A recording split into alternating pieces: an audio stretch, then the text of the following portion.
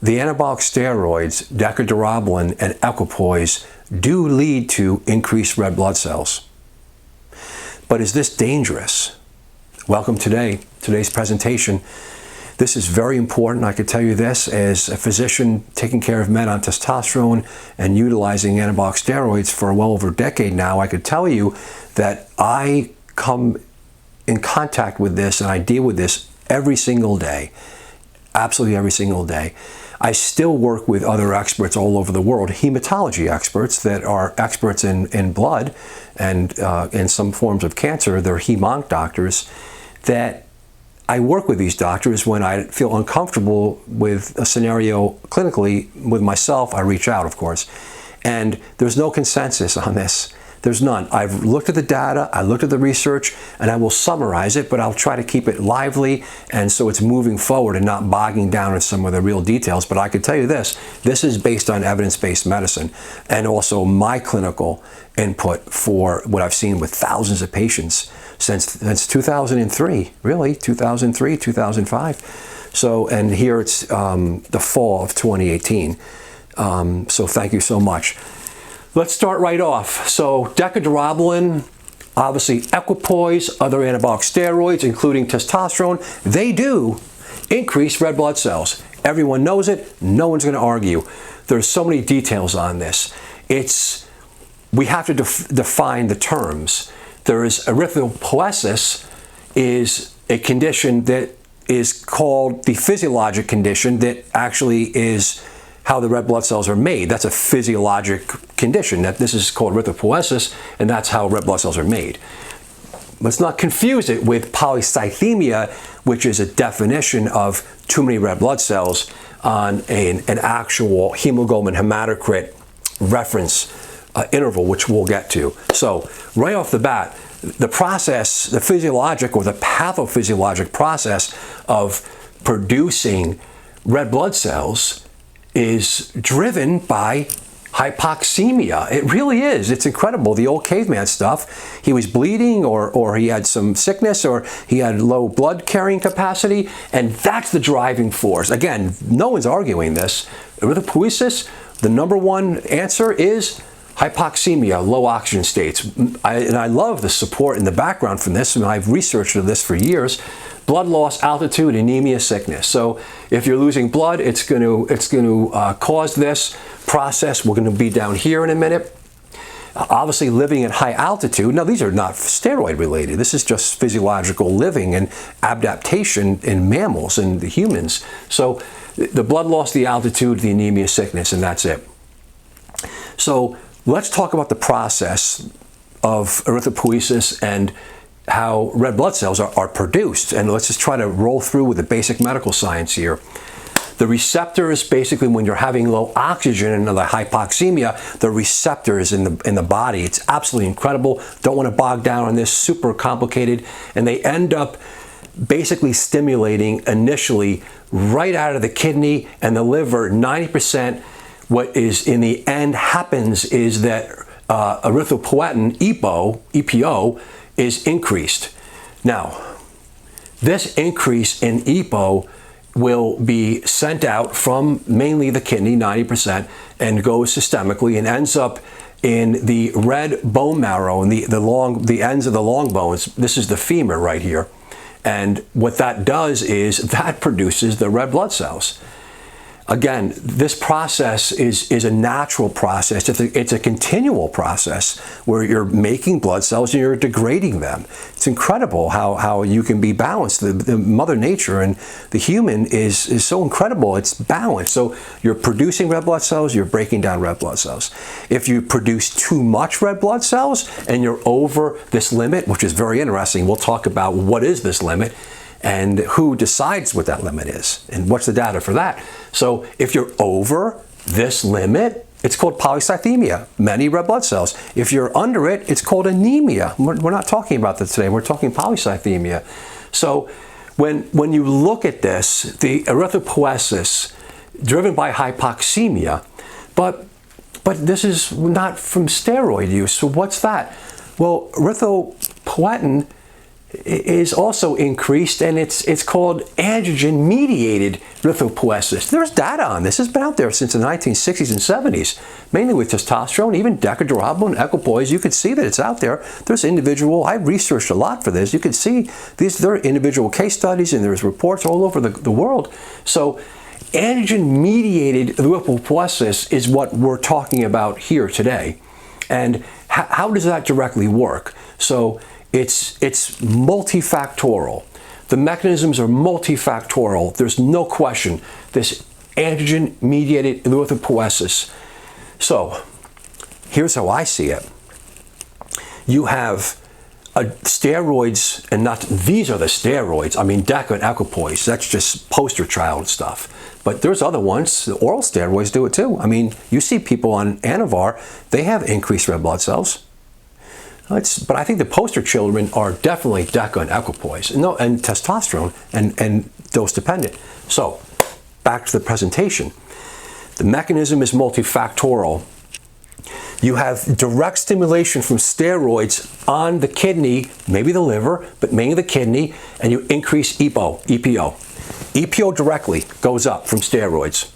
Next, you have definitely studies that have shown, apart from that, you have direct stimulation with androgen receptors on the red bone marrow, directly to increase red blood cells, again, through erythropoiesis, bypassing EPO, and in addition to EPO, directly on the stem cells. Right there.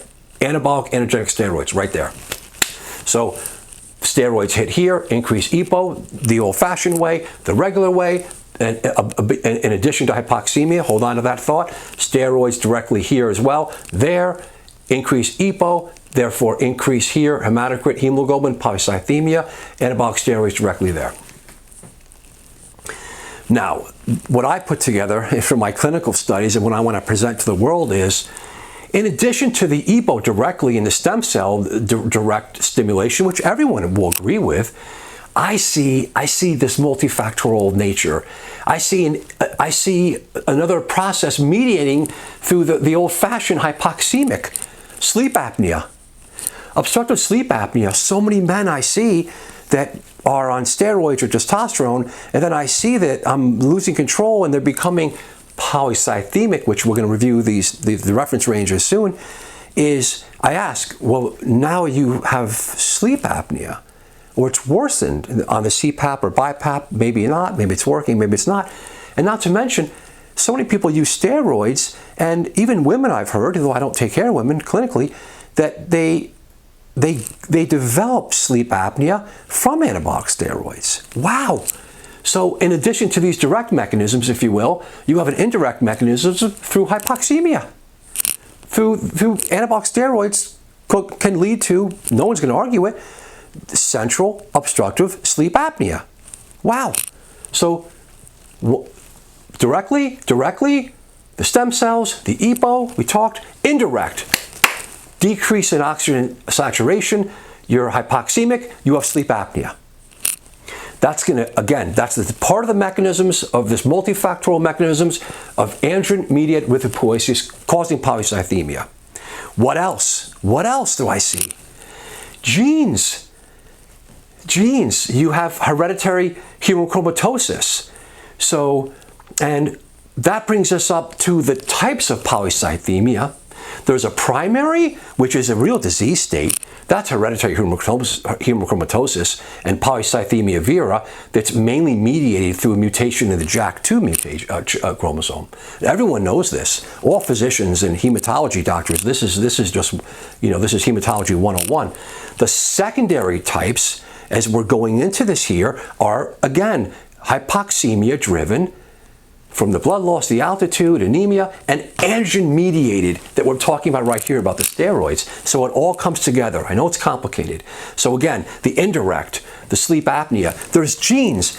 I see men, Caucasian men that have partial genes for hereditary hemochromatosis. They're carriers. They're sensitive to androgens.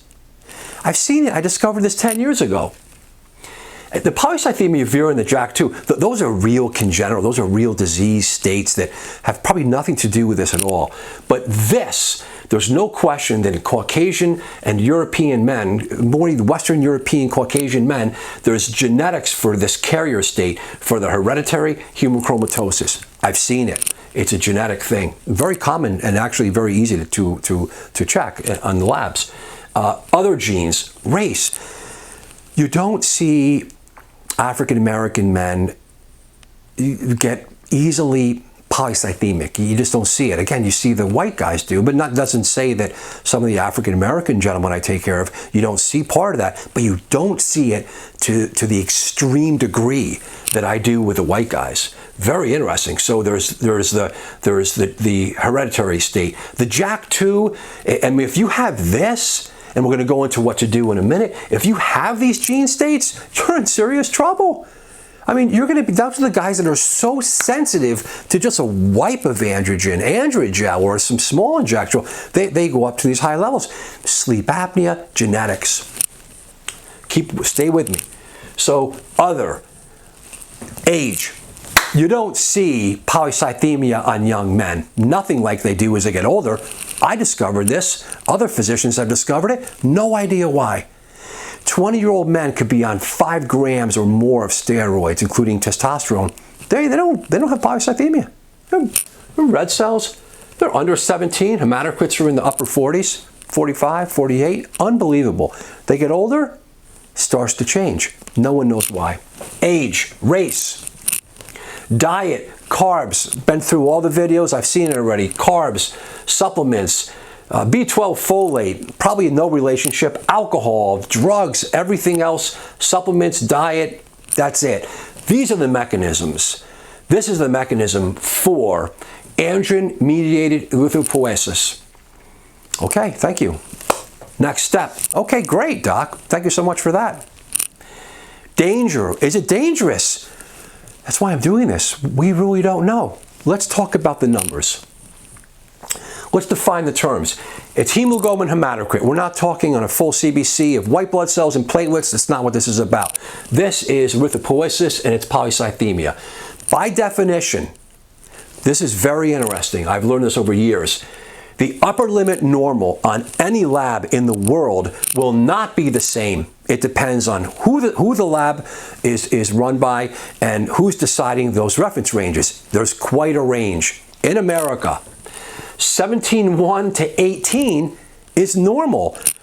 17.1 can be high on some 17.2, 3. I've seen labs and I've talked to hematologists that say 18 grams per deciliter is normal. So if you're 17.1 or 17.4 or even 17.9, it will say high. And a lot of good physicians, they want to stop testosterone, they want to phlebotomize, they want to make some move, which of course they do. But is it really, if you're 17.2 or 3, is that normal, upper limit normal, or is it polycythemia? This is the question. This is a huge question. Defining the terms. What's the reference ranges? Who makes them up? There's no unified consensus. There is none. Trust me on that. Hematocrit, which is, this is grams per deciliter. This is actually the red blood cell carrying the actual amount of the hemoglobin molecule is there in grams per deciliter. The other one is a percent of when the blood is in a centrifuge spun, how much you have the red blood cells versus the total amount of the container of the whole blood. So you'll see the buffy coat in the top and you could eyeball it, and it's about 50-50, right? And that's why men have more than women because of androgen, naturally, men. So 50, you will see in this country, in America, not to mention in Europe and other parts of the world, you will see 50% is 50 to 52 is probably that upper limit normal. But there's a lot of places that say 54% is normal. So if you're 54, you're normal. If you're 54.1, it's polycythemia. Now, let me tell you something. This is a huge, if you're 50, everyone on testosterone is 48 to 50, 52. Everyone, I mean, it's, good Lord, 90%, 80%. So if they're 52, is it a problem? Well, this comes down here, and this comes down to your individual medical issues, and the individual physician is taking care of you. This is very complicated. There's no consensus on this. That's why I'm doing this. Be careful. Work with your doctor. Be very conservative on this. I could tell you this, because when you're treading in territory that you don't know, you have to be careful. And every man is not going to end up being the same. There are serious risks here. There are coronary artery and risk diseases that we're going to run into here. We're going to talk about what are the risks. So, what an amazing point. What is polycythemia? It's not an easy definition right there. There's primary, which is disease states, secondary, which is androgen mediated, which is from the testosterone, from the steroids. It's not primary, it's secondary. But is it part primary because you have a primary condition, because you actually have some of these genes? And then, of course, the secondary. So it's, boy, this is multifactorial. Up on this state, most doctors, good doctors, will say androgen-mediated erythropoiesis and polycythemia from androgen, it's a secondary polycythemic state. They're wrong. It's never just secondary, because I've seen the genes. That makes it part primary. There it is. Okay. Dangers. Dangers. In the end of the day, if you're over these numbers, or if you're upper limit normal and your physician, your caregiver thinks it's dangerous, what are the dangers? Three dangers. Three dangers. There is a concentration viscosity danger that would theoretically lead to a stroke, a cerebrovascular accident. It's called a CVA. Now, they're treating that. And this is this whole theoretical side of this. They're treating this issue with androgen-mediated polycythemia that it's like polycythemia vera. I've seen videos on this. Brilliant physicians saying they're treating it like it's polycythemia vera, but it's not polycythemia vera. Polycythemia vera is a primary disease state, which is dangerous.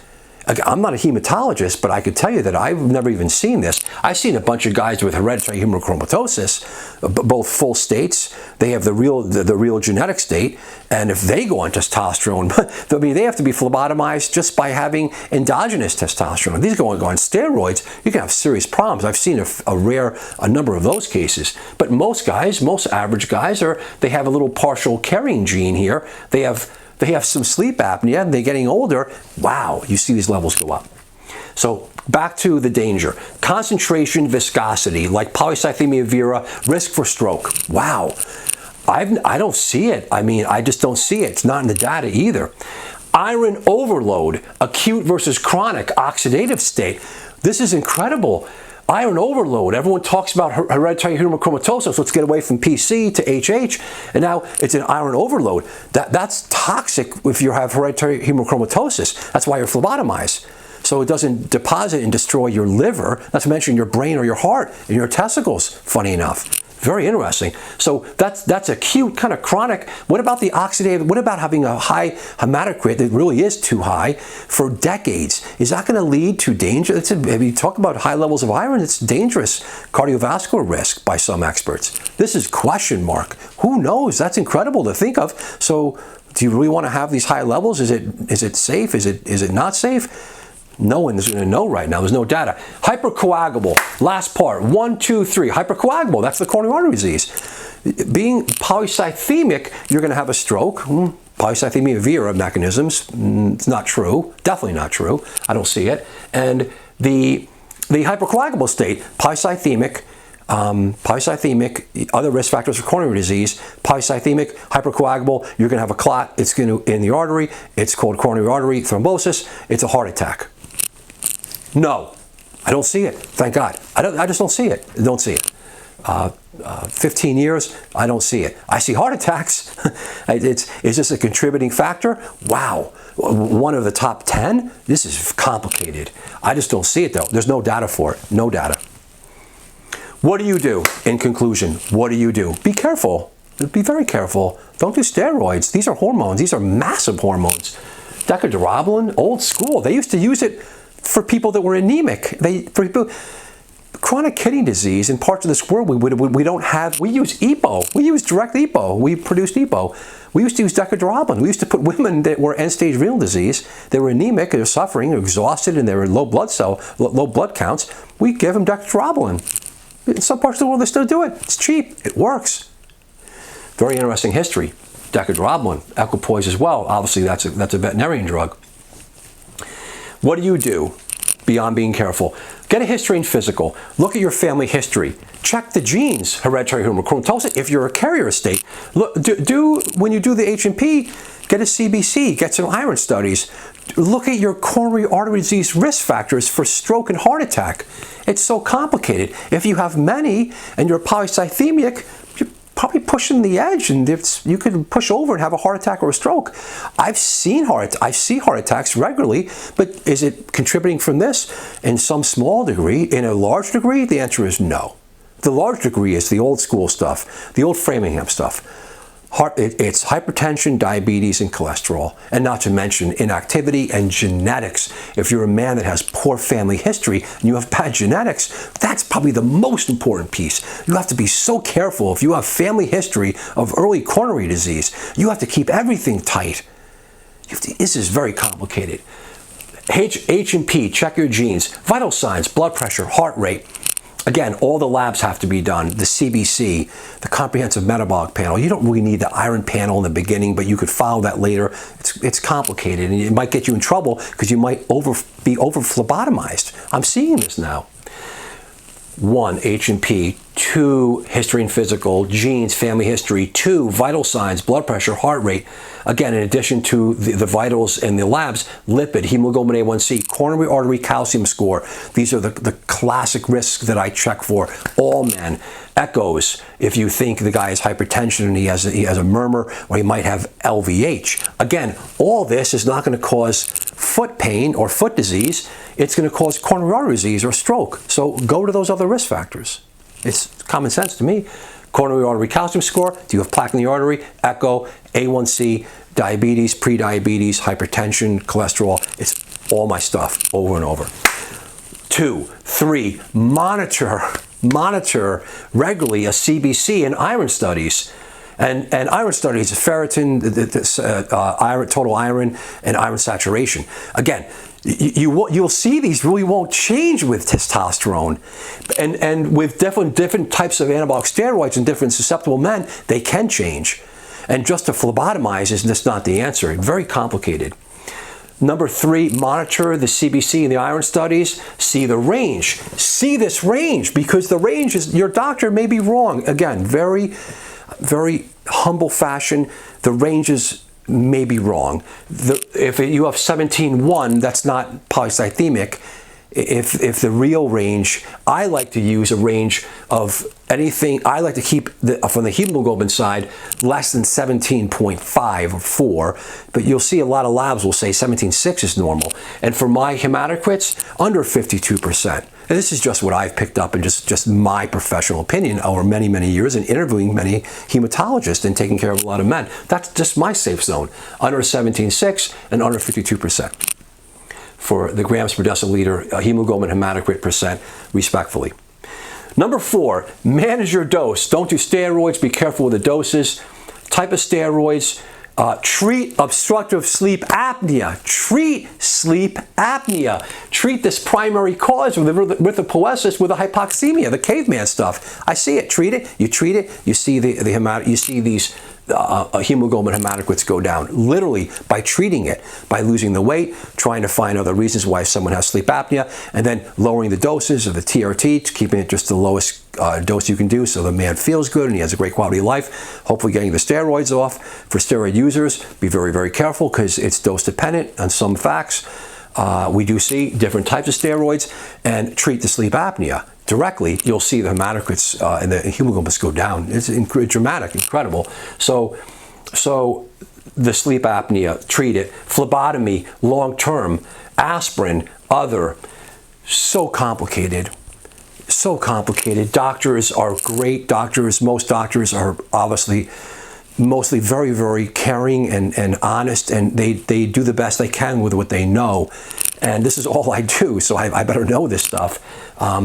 It's all I do now. So phlebotomy, long-term, over-phlebotomizing, I'm seeing this now, and I'm seeing men that are actually anemic, and we have to pull back, let the red blood cells come up. Very interesting. Long-term consequences of having polycythemia, real polycythemia, not to mention what reference range, again, you're going to use. Is it real? Is it not real? Who's going to make that up? That's kind of the clinician. the patient, and long term, what's it going to cause long term? Iron overload, acute chronic oxidative stress, hypercoagulable states, concentration, viscosity, and then phlebotomizing and just drawing someone's blood. I like to phlebotomize a lot of patients. I absolutely do. And a lot of patients actually, because why would you start and stop someone's testosterone all the time when you keep the lowest possible dose, treat sleep apnea, and then you could use some phlebotomy and you watch. But again, most times if I don't like something, I don't feel confident, I always reach out to a board certified hematologist. It's a team. You have to work together in a team. So that is it. I hope this helps everyone. And please, a lot of comments. Bro science comments, I love them. Please, my only rule is just be nice, please. We need meaningful comments so we can produce this and have this go forward for this video. Thank you so much. Thomas O'Connor here. I'm glad you made it to the end of the video. If you liked it, hit the like button and please subscribe to our channel. And I look forward to bringing you more cool and interesting videos just like this in the future. Stay strong and healthy.